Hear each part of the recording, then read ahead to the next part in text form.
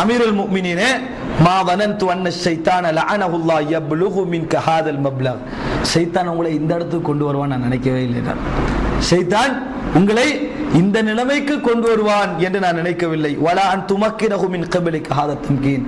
நீங்க அவனுக்கு இவ்வளவு இடம் கொடுப்பீங்கன்னு நான் நினைக்கவும் இல்லை. ஷைத்தானுக்கு உங்கள இவ்வளவு இடம் கொடுப்பீங்கன்னு நான் நினைக்கவும் இல்லை. மா ஆதாக்கல்லாஹு மின் ஃபத்லிஹி வ நிஅமதிஹி வ ஃபத்தலக பிஹி அலல் ஆலமீன். அல்லாஹ் உங்களுக்கு இவ்வளவு நியமத்து அருள் தந்து எத்தனையோ பேரை விட உங்களை சிறப்புப்படுத்தி வச்சிருந்தும் இப்படி ஷைத்தான் உங்களை கொண்டு வந்து வைப்பாண்டு நான் நினைக்கவில்லை. ஹத்தா யன்சிலக மனாசிலல் காஃபிரின். காஃபிருடைய தரத்துக்கு ஷைத்தான் உங்களை கொண்டு வந்து வச்சிக்கிறான். எப்படி காஃபிருடைய தரத்துக்கு ஷைத்தான் உங்களை கொண்டு வந்து வைத்திருக்கிறான். ஃபன்ஃபஅல் அப்துர் ரஹ்மான், அவர் கோபம் வருது. காஃபிருடைய இடத்துக்கு கொண்டு வந்து வச்சனே கோபம் வருது. எழும்பிட்டாரு.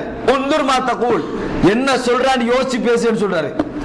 என்னத்தை சொல்றா என்று யோசித்து பேசு சொல்ற. இல்லை, அல்லாஹ் சொல்லுவதைத்தான் நான் சொன்னேன், அல்லாஹ் சொல்லுவதைத்தான் நான் சொல்லுகிறேன். அல்லாஹ் தஆலா சொல்வதை நீங்கள் கேட்கவில்லையா? அலைஹிஸ்ஸலாஹு தஆலா யகூல், அல்லாஹ் சொல்லவில்லையா? வலவுலா யகூன الناس உம்மத வாஹிதத்தன் லஜஅல்னா லிமன் யக்ஃபுரு பிர்ரஹ்மானி சுகுஃபம் மின் ஃபில்லா வமஆரிஜ அலைஹா யظஹரூன். இந்த சமுதாயம் மனித சமுதாயமாக ஒரே இனமாக இருந்திருக்காவிட்டால் அல்லாஹ்வை நிராகரிக்க கூடிய மக்களுக்கு மாத்திரம் இந்த உலகத்திலே வாழ்க்கையை நாங்கள் எப்படி கொடுத்திருப்போம் தெரியுமா? வெள்ளியலான அவர்களுடைய வீடுகளுக்கு வெள்ளியலான கூரைகளை அமைத்து கொடுத்திருப்போம். சுகுஃபம் மின் ஃபில்லா, இறையை நிராகரிக்க கூடியவர்களுக்கு வெள்ளியலான கூரைகளை நாங்கள் அமைத்து கொடுத்திருப்போம். பெரிய பெரிய கோபுரங்களை அவர்கள் ஏறி பார்க்கக்கூடிய அளவுக்கு அமைத்து கொடுத்திருப்போம் என்று அல்லாஹ் தஆலா சொல்லுகிறானே. நீங்க தங்கத்திலே அமைச்சிக்கிறீங்க கூரைய. எதில் அமைச்சிக்கிறீங்க? தங்கத்திலே நீங்கள் கூரை அமைத்திருக்கிறீர்கள் என்று சொன்னவுடன் அந்த மன்னர் வந்து அப்படி பேசிட்டு இப்படி தலையை குனிஞ்சிட்டு தான் இருக்கிறார். கண்ணை தூக்குறாரு. கண்ணால் அவர் கண்ணீர் ஓடுது. யாருக்கு? அந்த மன்னருக்கு, அப்துர் ரஹ்மான் அந்த அவர்களுக்கு கண்ணால் அப்படி கண்ணீர் வடிஞ்சு ஓடுது. இடத்தை விட்டு எழும்புறாரு. கிட்ட போய் ஜஸாக்கல்லாஹு கைரா, அல்லாஹ் உங்களுக்கு நல்ல கூலியை தருவானாக. அண்ணா பஅனில் முஸ்லிமீன், என்னிடமிருந்தும் முஸ்லிம்களிடமிருந்து நல்ல கூலியை தருவானா. மா குல்தஹு ஹுவல் ஹக், நீ சொன்னதுதான் உண்மை. வகத்ர ஃபீ ஹாதல் மா, அதாவது இந்த ஆட்சியிலே உன்னை போன்றவர்கள் அதிகமாகட்டும், உன்னை போன்றவர்கள் அதிகமாகட்டும் என்று சொல்லி மேல் இருக்கக்கூடிய கூரைகள் எல்லாம் கலட்டி விட்டு சாதாரணமாக எப்படி கூரை அமைப்பார்களோ அதுபோன்று அமைக்க கட்டளையிட்டார் என்று சொன்னால் 100 பேர் மௌனித்தார்கள் என்பதற்காக ஒருவர் மௌனித்திருந்தால் இந்த இடத்தில் என்ன நடந்திருக்கும்? பயந்தார்கள் என்பதற்காக, ஒருவருடைய அரசியல் பலத்தை வைத்து பயந்தார்கள் என்பதற்காக மற்றவர்களும் பயந்திருந்தால் என்ன நடந்திருக்கும்? யோசித்து பாருங்கள். ஒரே ஒரு நபர் பேசியதனால் கண்ணீர் வடிக்கிறார், எழும்புகிறார், தான் செய்தது தவறென்று உணர்கிறார். சகோதரர்களை, உமையா கலாபத்தில் இருந்த சிறப்பு இதுதான். சொன்னால் ஏற்றுக்கொள்ளக்கூடிய தன்மை நிறைய இருந்தது. சகோதரர்களே, இந்த இப்படியான ஒரு வரலாறு எப்பொழுது வரும்? ஒரு ஈமான் இருந்தால் மாத்திரம் தான் வர முடியும். வெறுமனே எதற்காக இவர் இப்படி சொல்ல வேண்டும்? மறுமையுடைய நம்பிக்கை தான் அவரை அப்படி உற்சாகப்படுத்தி இருக்க வேண்டும். அது மாத்திரமல்ல சகோதரர்களே, இது தாரீஹு குதாத்தில் அந்தலுஸ், அதாவது ஸ்பெயினுடைய நீதிபதிகள் வரலாறு என்ற நூலிலே 1ஆம் பாகம் 42வது பக்கத்திலே உங்களுக்கு இந்த வரலாறை நீங்கள் காணலாம். அது மாத்திரமல்ல, அபு இஸ்மாயில் அல் ஹரவி. யார்? அபு இஸ்மாயில் அல் ஹரவி மிகப்பெரிய ஒரு முஹத்திஸ். தபகாத்துல் ஹுஃபாலிலே 1ஆம் பாகம் 89வது பக்கத்திலே ஒரு வரலாறு பதியப்படுகிறது. என்ன வரலாறு தெரியுமா? அவர் சொல்லுகிறார், உரிதுது அல ஸைஃபி 5 மர்ராத், 5 முறை வாளுக்கு முன்னால் நான் நிறுத்தப்பட்டேன். 5 முறை வாளுக்கு முன்னால் நான் நிறுத்தப்பட்டேன். ஒவ்வொரு முறையும் என்னிடத்தில் எது சொல்லப்பட்டது தெரியுமா? இப்படி சொல்லப்படவில்லை, உத்ருக் மத்ஹபக், உனது கருத்தை விட்டுவிடு என்று சொல்லவில்லை. உஸ்குத் அம்மன் ஹாலபக், உனக்கு முரண்படுவதற்கு மறுப்பு சொல்லாதே என்று தான் சொல்லப்பட்டது. உனக்கு முரண்படுபவருக்கு மறுப்பு சொல்லாது என்றுதான் சொல்லப்பட்டதே ஒழிய உனது கருத்தை விடு என்று சொல்லப்படவில்லை. நான் விடமாட்டேன் என்று சொன்னார். நான் எந்த கருத்தையும் விடமாட்டேன். 5 முறை நிறுத்தப்பட்டேன், 5 முறையும் கருத்தை விடு என்று சொல்லப்படவில்லை. என்னோடு முரண்படுவருடைய மறுப்பு சொல்லாது என்றுதான் சொல்லப்பட்டது. பார்க்கிறோம் வரலாற்றிலே எவ்வளவு ஒரு வீரமிக்க வரலாறாக அது இருக்க வேண்டும். சகோதரர்களை, அந்த காலம் என்று நினைத்து விடக்கூடாது. இந்த காலத்தில் இருந்தார் போன நூற்றாண்டு, இஸ்லாமிய ஆட்சி வீழ்வதற்கு முடிவதற்கு முன்னால் இருந்த நூற்றாண்டு, 1924 வீழ்ந்த கிலாபத்துக்கு முன்னால் இருந்த நூற்றாண்டு. இப்ராஹிம் பாஷா உஸ்மானிய கிலாபத்திலே ஈஜிப்டுக்கு கவர்னராக இருந்தவர். உஸ்மானிய கிலாபத்துக்கு எதிராக புரட்சி செய்தவர் இப்ராஹிம் பாஷா. மிகப்பெரிய கொடுங்கோலன். நன்மை என்பதும் மென்மை என்பதும் அவரது நெஞ்சிலோ வரலாற்றிலோ இருக்கவே இல்லை. இவர் டெமஸ்கஸில் இருக்கக்கூடிய சில ஜாமியாக்களுக்கு, பள்ளிகளுக்கு போகிறார். போய் அவதானித்துக் கொண்டு தனது கவர்னர்மார்களோடு வாளோடு போய் கொண்டிருக்கிறார். என்ன பேசுகிறார்கள், என்னை பற்றி என்ன சொல்லுகிறார்கள், என்ன நிலைமையில் உலமாக்கள் இருக்கிறார்கள் என்பதை பார்ப்பதற்கு போய் கொண்டிருக்கிறார்கள். சகோதரர்களே, இன்று பார்ப்பதற்கு யாருமே இல்லை என்றாலும் கோழைகளாக இருக்கிறோம். அன்று பார்ப்பதற்கு நிறைய பேர் இருந்தார்கள், வீரர்களாக இருந்தார்கள். சகோதரர்களே, அப்படியே வந்து கொண்டிருக்கிறார்கள். இந்த நேரத்தில் சயீத் அல் ஹலபி என்று சொல்லப்படக்கூடிய ஒரு மிகப்பெரிய ஒரு இமாம், அவர் தன் கால் வருத்தத்தின் காரணமாக காலை நீட்டிக்கொண்டு சிவரிலே சாய்ந்து கொண்டு ஆயிரக்கணக்கான மக்களுக்கு பாடம் நடத்தி கொண்டிருக்கின்ற பொழுது இப்ராஹிம் பாஷா அவர்கள் 2 கதவுகளை இப்படி கை வைத்து பெரிய அதிகார வர்க்க மன்னன் பார்ப்பதை போல இப்படி எட்டி பார்க்கிறார். அவர் பாடம் நடத்தி கொண்டிருக்கிறார். இவர் பார்க்கவும் இல்லை, காலை மடக்கவும் இல்லை. காலை ஒருவர் வந்தால் மடக்குவது தவறில்லை. ஆனால் நான் கட்டுப்பட வேண்டும் என்று நினைக்காதவருக்கு முன்னால் மடக்கினால் அது தன்மான பிரச்சனை ஒண்ணு இல்லை. நான் கட்டுப்பட வேண்டும் என்று நினைக்கிறானே அவனுக்கு முன்னால மடக்க அனுமதி, மடக்க கூடாது. தன்மானம் எனக்கு முக்கிய தன்மானம். நீட்டிக்கொண்டே இருந்தார். மடக்குவது சரியா இப்படியா, மடக்கித்தான் இருக்கலாம் என்று கேட்கக்கூடாது. அங்க மடக்காம இருக்கணும். மடக்காம நின்றார். எல்லா மாணவர்களும் தங்களது ஆடை அப்படியே சுத்தி கண்டாங்க. பாலால வீசி அடிப்பார், சுவரா பாலால வீசி அடிப்பார், ரத்தம் தெரிக்கும் என்பது எல்லாருக்கும் தெரியும். எல்லா மாணவரும் அப்படி விட்டு அப்படி பிடிச்சிட்டாங்க. புட்டுச்சிக்கன்னு கீழே குனிஞ்சிட்டாங்க. இப்படி மிச்ச நேரத்துக்கு போற பாக்குறாங்க. அவர் போயிட்டாரு. ஒன்னும் செய்யல. இப்ராஹிம் பாஷா போயிட்டாரு. போய் தன்னை வேலைக்காரத்தில் அழைச்சி ஒரு பெரிய பையில பொற்குவியல் எல்லாம் போட்டு கொடுத்து அனுப்புகிறார்.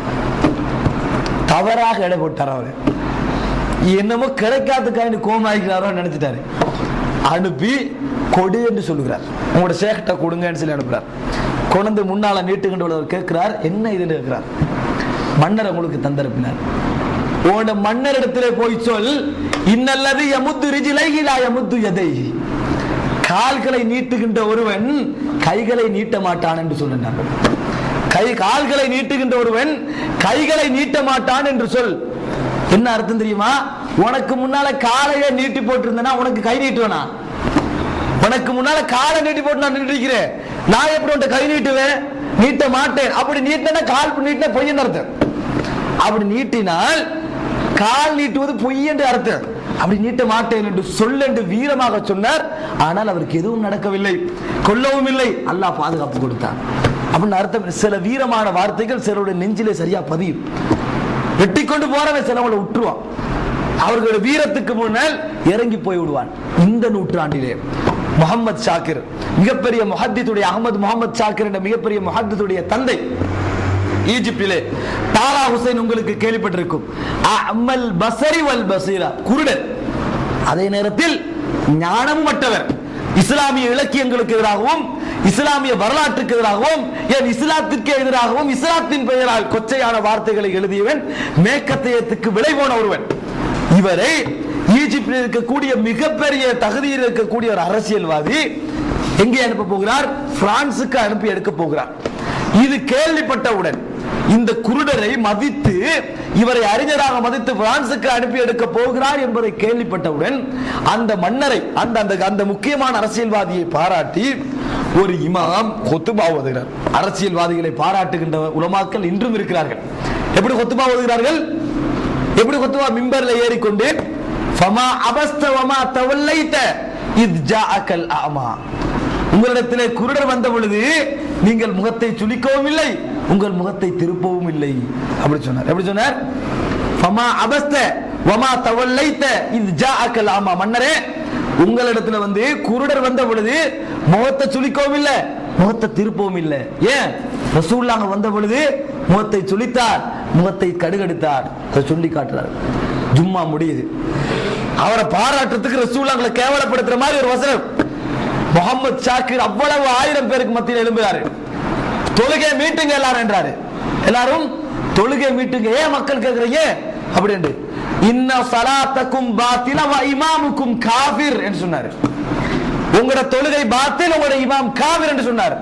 ரசூலுல்லாஹி ஸல்லல்லாஹு அலைஹி வஸல்லம் அவர்களை குறை சொல்லி தொழுவித்தவருக்கு பின்னால் தொழுவீர்களா? தொழுகை மீட்டுங்கன்னார். எல்லாரும் யாரும் ஒன்றும் செய்யவும் இல்லை. கடைசி காலகட்டத்திலே அந்த பள்ளியுடைய வாசலிலே நின்று கொண்டு செருப்பு கலெக்ட் பண்ற பாதுகாக்கிற ஒரு நிலைமையில் தான் அவர் மரணித்தார். ஒரு தனக்கு கிடைச்ச ஒரு இல்முடைய போஸ்டர்ல இருந்து வேறொரு தொழிலுக்கு மாறித்தான் மரணித்தார் என்று அவரது மகன், கண்ணால் கண்ட மகன், அந்த வரலாற்றை பதிவு செய்கிறார். சகோதரர்களே, எவ்வளவு வீரம் இருந்தால் இந்த ஈமானுக்கு இந்த வெளிப்பாடு இருக்கும். கடைசியாக சகோதரர்களே, இதெல்லாம் வீரமிக்க வரலாறு, இஸ்லாம் எங்களுக்கு சொல்லித்தரக்கூடிய வரலாறுகள். ஆனால் எங்களுக்கு இஸ்லாத்தை பின்பற்றுவதற்கு என்ன என்ன பெருமதியான வாய்ப்புகளையும் வசதிகளையும் அல்லாஹ் தந்திருக்கிறான் தெரியுமா? எங்களிடத்திலே பணம் இல்லையா? செலவழிக்க நபர்கள் இல்லையா? படிப்பதற்கு புத்தகங்கள் இல்லையா? ஆய்வு செய்ய கம்ப்யூட்டர்கள் இல்லையா? கிதாபுகளுக்கு சீடிக்கள் இல்லையா? மார்க்கம் விளங்க உரைகள் விளங்குவதற்காக சீடிக்களும் சஞ்சிகைகளும் மார்க்க பயான்களும் இல்லையா? தொழுவதற்காக பள்ளிகள் இல்லையா? வாங்கு சொல்ல வேண்டாம் என்று சட்டம் போட்டு விட்டார்கள் என்று பேச நிறைய பேர் இருக்கிறார்கள், தொழ நிறைய பேர் இல்லை. பேசுவதற்கு நிறைய பேர் இருக்கிறார்கள், தொழுவதற்கு நிறைய பேர் கிடையாது. என்ன காரணம்? மார்க்கம் எங்களுக்கு அல்லாஹ் நெருக்கி தந்திருக்கிறான். நெருக்கி தந்திருந்தும் கூட விருண்டு ஓடிக்கொண்டிருக்கிறோம். எடுத்து பிரயோஜனப்படுத்தி பிரயோஜனம் நினைக்கிற நிலைமையில் இல்லை. கடைசியாக ஒரு சம்பவத்தை சொல்லுகிறேன் சகோதரர்களே. இந்த மார்க்கத்தை எவ்வளவு பெருமதியாக எங்களுக்கு கிடைத்திருக்கிறது நீங்கள் தெரிந்து கொள்ள வேண்டும் என்றால், உங்களுக்கு தெரியுமா, ரஷ்யாவுடைய பிலாதுமா வரா அந்நகர் என்று அரபியில் அழைக்கப்படக்கூடிய துர்கிஸ்தான் இஸ்லாமிய ஆட்சியின் கையில் இருந்தது. இதிலே தான் புகாரா இமாம் புகாரி பிறந்தார். திருமிதி இமாம் திருமிதி பிறந்தார் ரஷ்யாவிலே.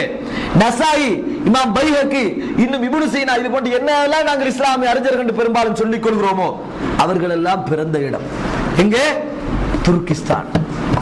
அந்த பெரிய இடத்திலே இன்று எந்த அளவுக்கு நாடு கண்டதுண்டமாக உஸ்பெகிஸ்தான் என்று புகாரா உஸ்பெகிஸ்தானாக இருக்கிறது.